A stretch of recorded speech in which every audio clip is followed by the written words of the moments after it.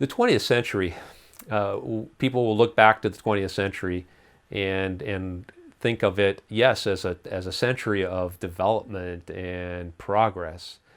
It's also a century of disaster.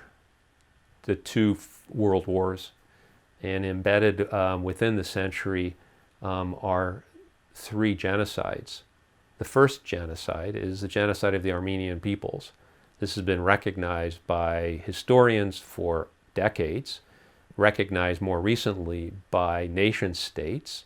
Turkey continues to not call it a genocide and continues to spin the story that the Armenians were agitating for self-rule, and so that the killing or the forced marching of tens of thousands of Armenians into northern Syria in 1915, 16, 17 was the result of their attempt to protect themselves.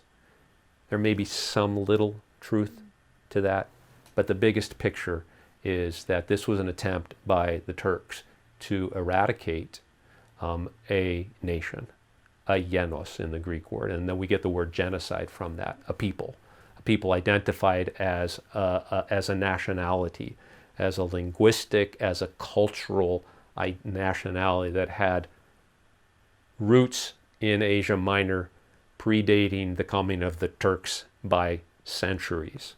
And these people were forcibly removed from their homeland.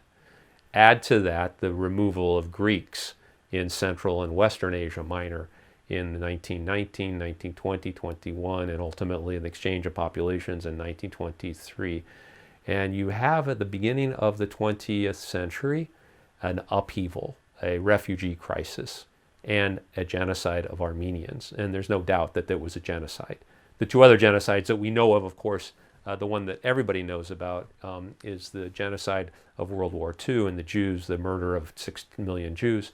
And the third one is the Rwandan genocide that we fail to remember, that took place in 1994 in Africa.